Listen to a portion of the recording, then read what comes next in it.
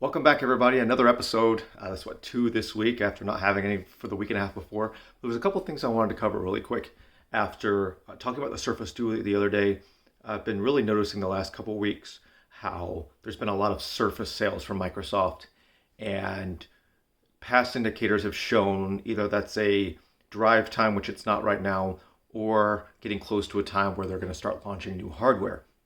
And as a person that is a big advocate of the Surface line on a day-to-day with the customers I'm dealing with, and a person that uses the Surface Duo, I wanted to cover a couple things that I'd really like to see Microsoft do going forward with the Surface lineup. Now, currently, there's a couple different products included in the lineup. One of the main ones is the Surface Duo, which most of my recent videos have been about. And then the Surface Book, which is one of the two most recent updates, with the Surface Go 2 that came out early last year, and then the Surface Laptop Go, which was basically just a shrunk down Surface Laptop 3. The Surface Pro X, which is just a mobile ultra thin version of the Surface Pro, which has multiple variants to fit different needs. And some of the main things that I've really struggled with recommendations is the performance. For example, if you're looking at the Surface Laptop 15, they went the Ryzen route a year and a half ago, which is a substantially better processor than its Intel counterparts.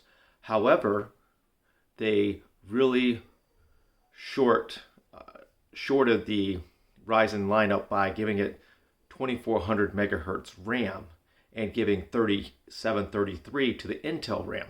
So there's definitely a big gap issue there, because obviously the Ryzen processor is a faster processor, but it's very RAM speed dependent.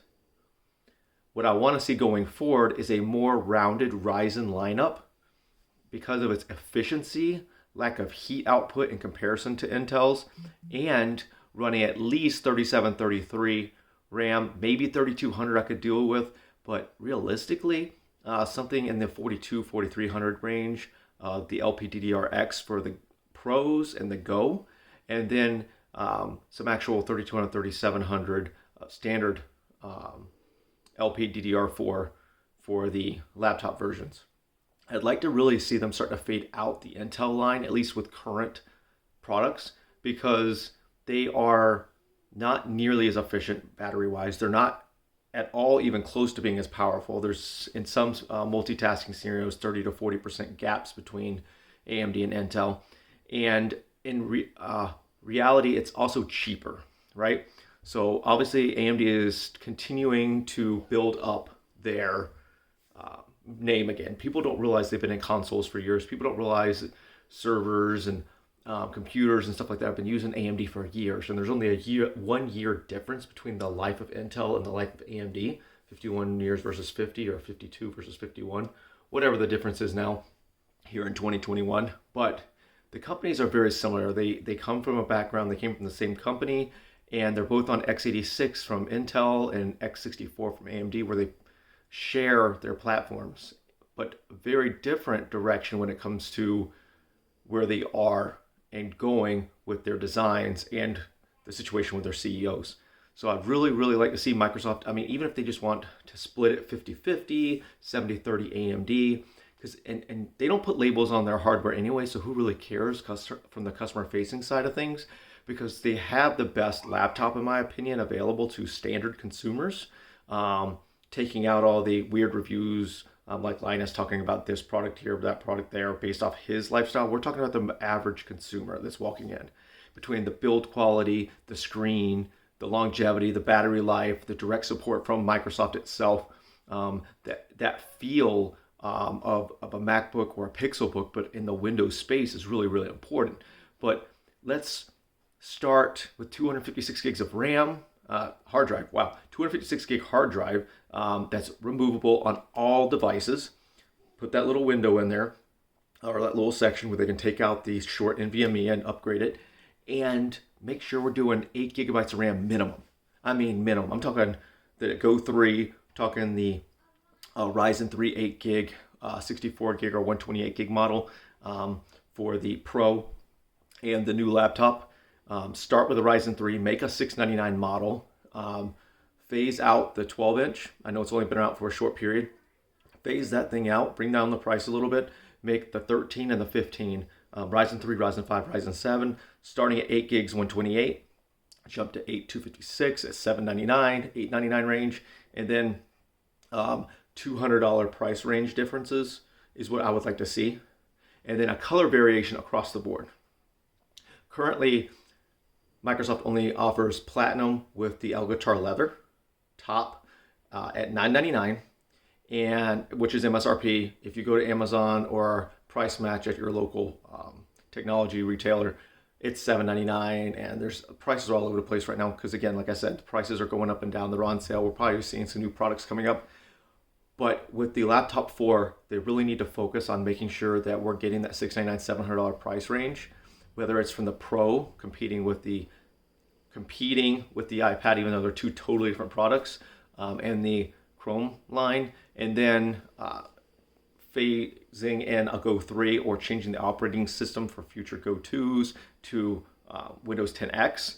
But I don't want to see S mode anymore on a Windows tablet, a Microsoft Surface line product. I want to see Ryzen 3, Ryzen 5, i5 minimum, no i3 on their Surface products, because they're making enough money off the operating system. They're not having to pay themselves to make the product. And obviously your Dells, your HPs, and the list goes on, are paying royalties for having Windows on there. They're not doing that to themselves. They're making money just from you using Windows, making Bing the search, Edge the standard web browser, because the large majority of people are still using those. And I don't really push them a different direction with the Surface line. Keep it simple, easy, minimalistic. I'd like to see them take those games off of there, the Bejeweled and the Xbox app, like put those off to the side, right? Make it super minimal, right? More minimal than Google and Apple. Make the products body stay the way they are, okay? Maybe slim the bezel a little bit, okay? Offer a couple more colors from the base price up, and make sure that we are offering a minimum of 8 gigs of RAM across the board, right? Across the board. I'm really hoping this is what they do. I'm a big advocate of the Surface line for the average consumer. I want to see them continue to compete, drive money through themselves, maybe even a trial period of Office 365 with the purchase of a Surface. I'd really like to see. And then obviously some more cohesion between the Surface phones, tablets, and devices on top of already having 365, but built into Windows, right? Some cohesion that just by having Windows to Windows device, things are just a little more included, and using that with their marketing, right? Google and Apple like to talk about their ecosystems all the time, but Microsoft already has a huge ecosystem, bigger than anybody has out there, but they're not leveraging it in a way that Google and Apple do. But they're offering a better product. They're offering an operating system that is covering 85 to 90% of the world market. Pretty much everybody comes in to buy them. And those that aren't, it's because they think they can get more out of Google and Apple than they really can from Microsoft. Microsoft's actually offering more because there's more competition with the hardware. They're faster. There's more compatibility in general, and just more types of products, not just competition, but everything from ultralights to ultrabooks to, especially this year with the launch of the 5000 series Ryzen, with the direction of gaming laptops and how thin like the new Asus Flow is. Like, there's so many things they can do by leveraging the right devices, and with their own devices making sure that they are using, high-end like Xe graphics from Intel or Ryzen 5 and Ryzen 7 with the right amount of RAM, so people can even do light gaming on it on the go. I mean, you're targeting students and business people. Like, give them more things they can do with their device on a day-to-day basis, and leverage all the power that's in the current hardware, right? Ryzen and even Intel processors are so much different than they were several years ago if you put the right things around them and give them enough RAM and hard drive space for people to leverage, right? Yes, you want them to have 128 and buy, cloud storage through Office 365, but why don't you just give them directly service, but oh, you don't want all of Office 365? Let's give you OneDrive for 99 cents a month, right? 12 bucks a year, 99 cents a month. We'll give you 500 gigs of auto backup and cohesion with all your devices, all right? Anyways, as always, check out the comment section. Let's have a conversation about it. Check the description and the About page if you want to support the channel. Let's have a conversation. I'll see you guys soon. I have some other things I really want to talk about, all right? Have a good one. Take care of yourselves, and remember, you're wonderful.